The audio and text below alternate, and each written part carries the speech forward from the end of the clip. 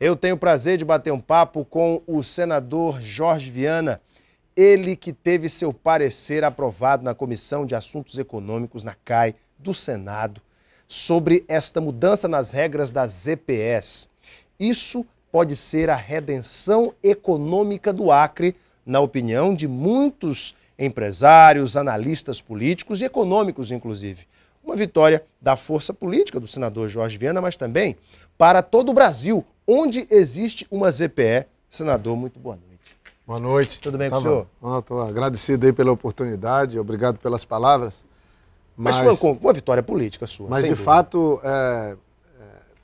eu estou me sentindo útil, estou me sentindo ganhando o ano com essa votação que nós tivemos no turno suplementar, porque não foi fácil. Tinha carta da Fiesp contra, tinha o ex-presidente da Confederação da Indústria, Armando Monteiro, senador, contra, a bancada de São Paulo contra, o próprio líder do governo, Eduardo Braga, que é do Amazonas, contra, né?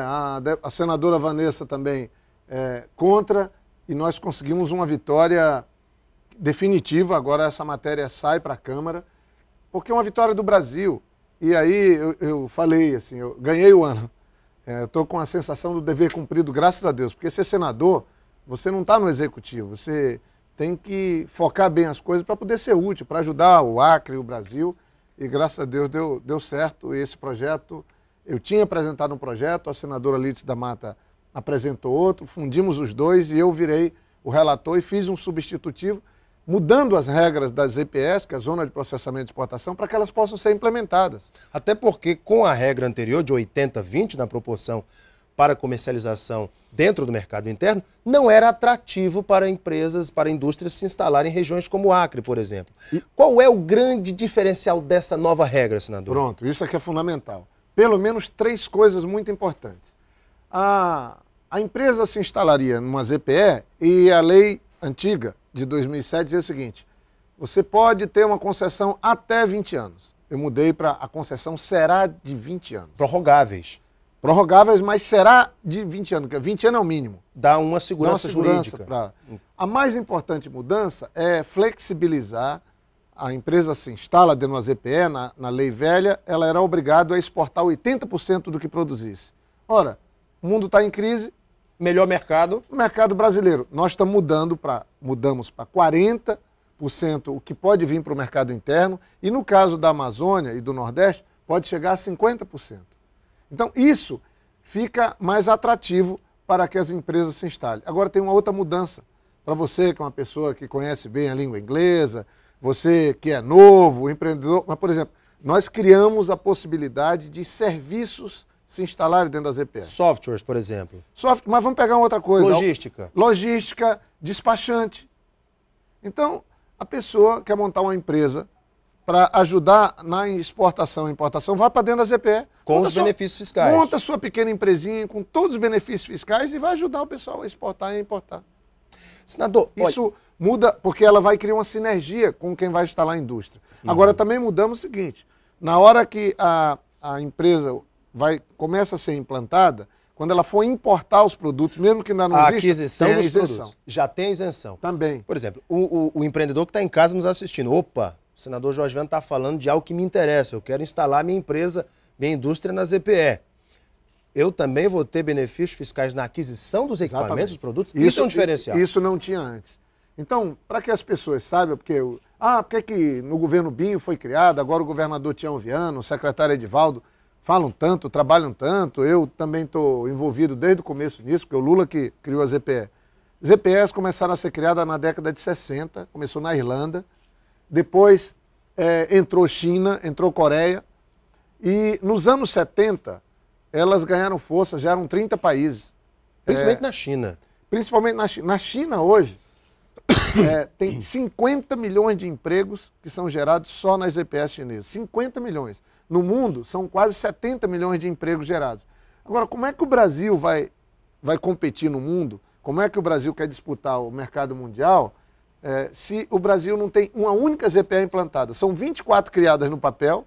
A mais avançada é a daqui do Acre, que já está alfandegando, que já tem empresas se instalando, mas nenhuma outra, e a do Acre é uma das últimas. Quer dizer, foi criada na época do presidente Sarney, ele criou, salvo engano, 14. Depois veio o presidente Itamar, criou mais 4. O Lula criou mais algumas. A Dilma, 8 anos do PSDB, do Fernando Henrique, eles cortaram esse negócio de ZPE, não aceitaram que se criasse, acham que isso não é um bom negócio, e o mundo segue criando. A Colômbia, aqui do lado, tem dezenas de ZPS, sabe? Costa Rica tem, Argentina tem, Chile, todos os países têm ZPS, o Brasil não tem. Então, nós precisamos fazer algo, principalmente para a região norte e nordeste, as áreas mais isoladas, e aqui no Acre, pertinho do Pacífico, uma ZPE dessa significa emprego, desenvolvimento para cá, e a gente começa a não ficar só mandando dinheiro para o exterior, porque quanta gente gasta ali em Cobirra? Gente, Cobirra agora está se desenvolvendo com o dinheiro dos acrianos. Verdade. Não é? Nós temos que também usufruir do fato de sermos fronteira, fazer com que outros países venham comprar aqui. E o Acre é uma base para exportar e botar produtos para o interior do Brasil também. Na terça-feira, nós lemos a notícia, eu entrevistei inclusive a diretora executiva da ZPE no Acre, Ofélia Machado, e logo depois, nos dias seguintes, eu comecei a ver uma mobilização de alguns senadores para criar um gatilho para que haja votação no Senado. Tem gente querendo emperrar essa decisão na CAI, senador? Olha, é uma luta. Eu já acertei com o provável futuro presidente da Câmara, que é o deputado Henrique Alves. Ele é defensor, intransigente, então nós temos aí se ele for eleito presidente da Câmara, eu já marquei uma das primeiras audiências, será minha e da Lides com ele, para a gente entregar o projeto na mão dele e pedir que ele faça a condução na Câmara, o próprio presidente da Câmara. Porque são os interesses econômicos. O pessoal não quer. Interesse de quem? São Paulo, do estado do Amazonas, por causa da Zona Franca? Basicamente São Paulo, que quer que o Brasil inteiro seja um comprador de São Paulo, vai seguir sendo.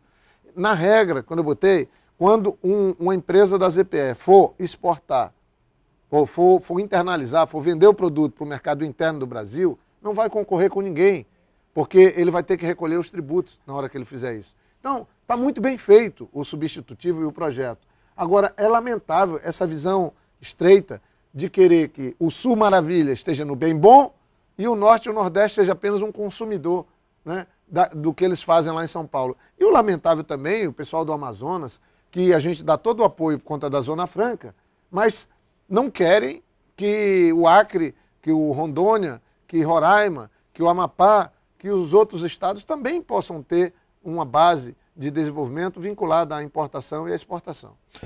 Eu vou dar uma paradinha para o intervalo, vou fazer 2 blocos com o senador Jorge Viana, vamos falar dos royalties do petróleo, tema muito importante, sobre um projeto muito interessante, a questão das faixas exclusivas de motocicleta. Jorge Viana defende isso daí, vamos falar desse e de outros temas, e do repasse do FPE, FPM, porque o Supremo diz, tem que até o dia 31. Tem que resolver. Vou dar uma paradinha para o intervalo e a gente volta daqui a pouquinho no Gazeta Entrevista. Até já.